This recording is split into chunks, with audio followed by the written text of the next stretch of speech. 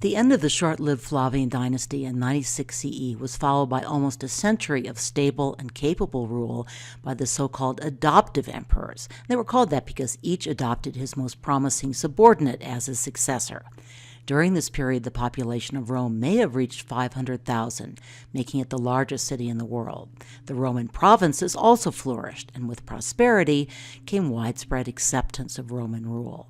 There were exceptions, such as the rebellion in Jerusalem, and it's also worth noting that while the urban elite enjoyed increasing prosperity, taxes, rents, and military service made life in the countryside less economically secure.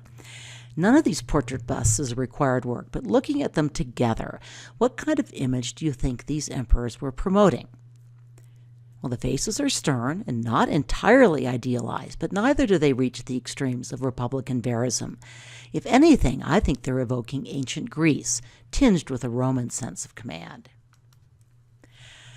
For the most part, the adoptive emperors were content to maintain the territorial limits of the empire, but the notable exception was Trajan. He conquered the troublesome Dacians on the north shore of the Danube, and in 114 CE went to war with the Parthian Empire, Rome's rival for the east, occupying southern Mesopotamia all the way to the Persian Gulf, in large and powerful as the Roman Empire would ever get. And after this, the borders of the empire slowly retreated. Within Rome, Trajan's biggest project was a forum twice the size of Augustus's forum. Trajan's architect was Apollodorus of Damascus, who had been his chief military engineer during the Dacian campaign. So at first I was a little surprised that Trajan's forum featured so heavily in the new curriculum. There are 4 College Board images associated with it, and they're all in your workbook. I've now decided, though, that this choice makes a lot of sense. Why? Why do I think the College Board might have chosen the entire forum as one of its required works? Well, think about how this massive public space sent a clear message. Rome is at the center of the military, commercial, and legal world, and its emperor, Trajan, rules justly, but firmly and with absolute command. The overall plan of the forum is not one of the required images, but it was included in your homework. Number 1 is the Temple of Trajan, behind Trajan's column. Number 2. Roman emperors were now gods, a claim that created problems for the small but growing body of Christians in the empire. They didn't object to giving homage to the emperors, but they did object to giving homage to emperor gods. But what really strikes me is that the temple is not the centerpiece of the forum. The really huge building, number 4, was the Basilica Ulpia, and this was the major administrative building. It contained law courts and administrative offices. It seems to me that Trajan and his architect were signaling that just and efficient rule was the most important element of power and authority in Trajan's Rome, not the emperor's godlike status. The big open space 5 is the forum itself, surrounded by stoa, or covered colonnaded offices and shops, and dominated by a statue of Hadrian on horseback, number 6. Rome was the commercial center of the world, and number 3, the libraries, one for Greek texts, one for Latin, signal that Rome was also the center of learning, the heir to the intellectual tradition of Athens, and a creative force in its own right. So this forum is all about the glory, power, and authority of Rome. So here's a reconstruction of the Basilica Ulpia, again, the main administrative center of Trajan's Rome. Ulpia was Trajan's family name. The basilica is essentially a large rectangular room with a high-timbered ceiling and 2 semicircles at either end. These are called apses. Later, when the basilica style was adapted by Christian churches, the apse would appear at only one end and would hold the altar. In the Roman basilica, the apse also housed an altar, but it was also where the judge would sit during legal proceedings. Sacrifices would be made on the altar just before legal proceedings. Another major difference between a Roman and Christian basilica is that the entrance to a church is on the short side of the rectangle, on the wall opposite the apse. One entered a Roman basilica on the long side. Note that the clerestory windows are used to bring in light and air. The bottom floor was largely walled off from the outside. The large central area was the nave, a term we still use in churches, while the side areas set off by the columns were aisles. And now we're going to have some of those bouncing lines.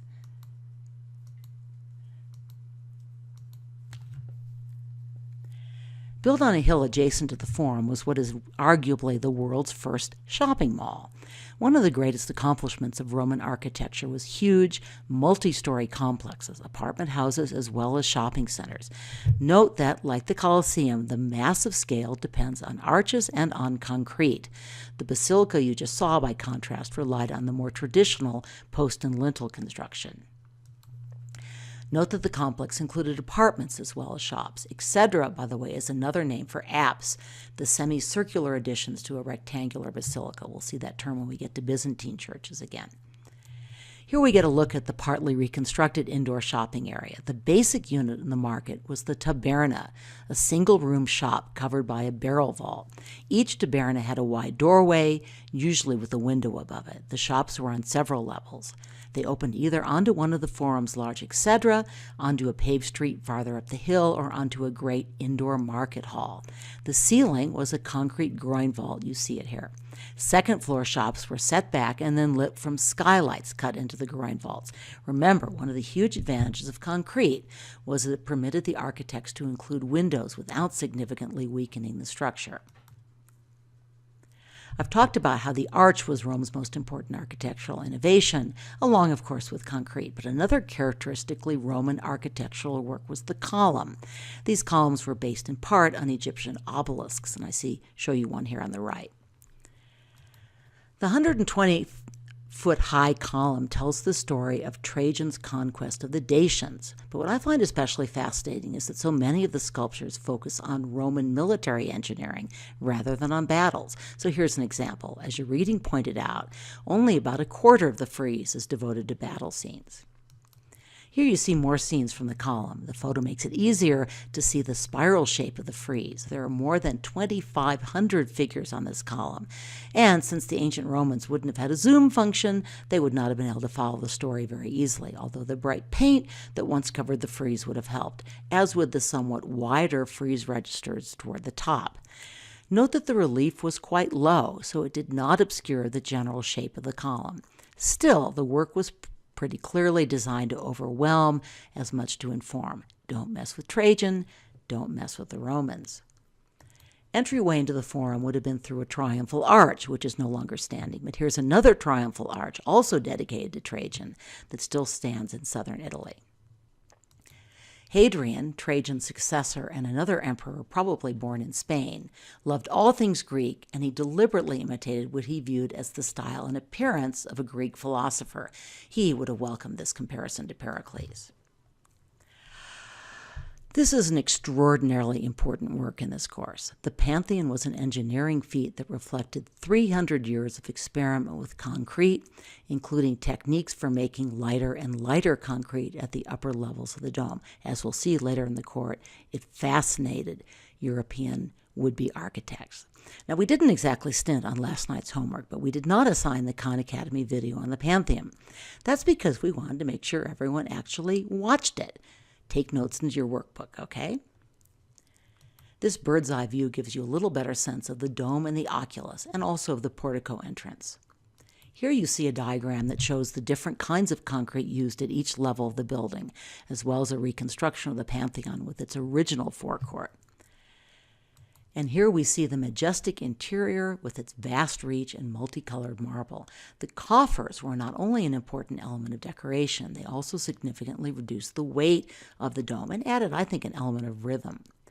And here are two floor plans with some more terms you should know: rotunda, portico, oculus, and coffered ceiling. Now we're going to take a brief detour away from Rome, traveling east to Petra in what today is Jordan. Petra was the capital city of the Nabatean kingdom. During Hellenistic and Roman times, Petra became a major caravan route center. As rulers of a commercial and cultural crossroads, the Nabateans tended to borrow from many influences in their architecture. Their architecture was, in other words, eclectic. The area is now completely desert, but the Nabateans employed an ingenious water system that allowed the city to thrive. Some have called it the Las Vegas of the ancient world. I'm not sure that's a compliment. Anyway, let's watch a couple of very short clips from a Nova documentary about Petra. And yes, this is a scene. where a scene from the third Indiana Jones movie was filmed. I used to show a clip. Alas, they've all disappeared from YouTube. The entryway to the city is through a long, narrow canyon. It's almost a slot canyon. It is an amazing approach. I made it myself in 2011. Put it on the list. While it was nicknamed the Treasury, this building is actually a tomb, almost certainly a royal tomb. Note that it's as much sculpture as building. This extraordinary monument was not built, but simply carved into the rock, like Mount Rushmore, but it's twice as large. Between the outer columns, we see two figures on horseback representing Castor and Pollux. These were the heavenly twins who guided souls of dead heroes to the Elysian fields. Within the porch, a room opens onto either side before the main entrance. The pediment, that's the triangular area, right, is crowned with a disc between horns surrounded by ears of wheat, and these are all symbols of Isis, the Egyptian goddess of love and immortality whom the Nabateans revered. The upper story is a broken pediment interrupted by a tholos. Isis, in her role as the protector of the city, stands in the front bay of the tholos. Amazons bearing axes ornament the side bays and the front and side bays of the broken pediments, while winged Nikes decorate the rear bays between the tholos and the pediments.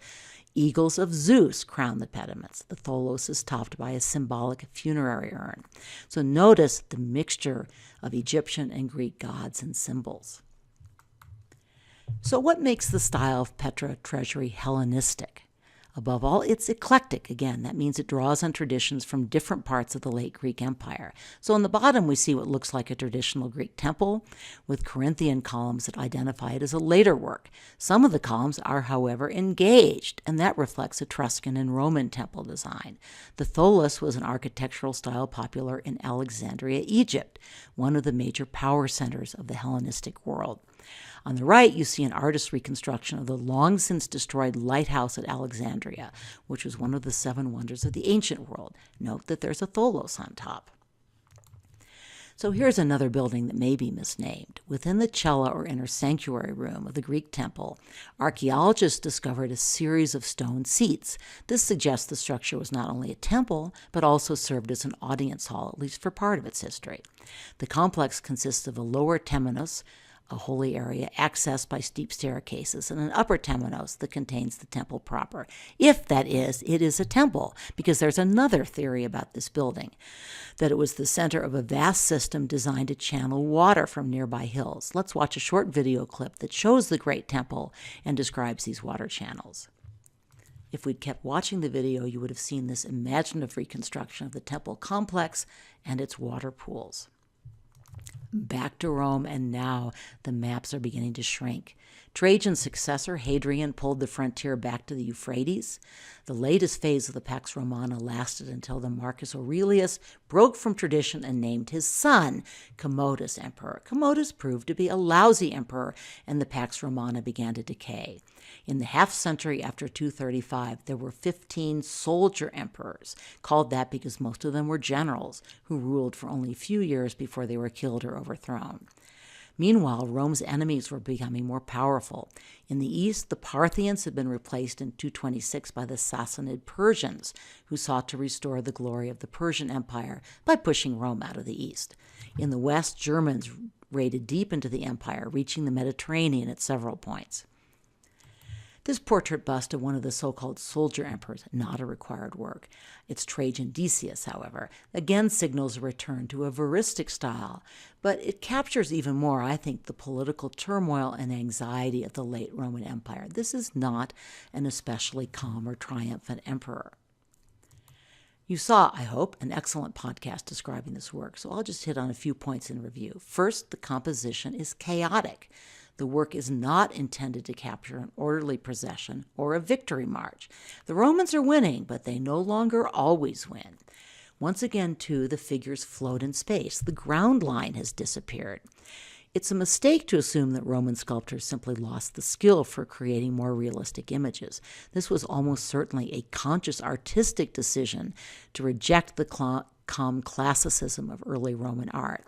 But it's hard not to believe that it reflected a greater uncertainty and anxiety in the face of the empire's decline.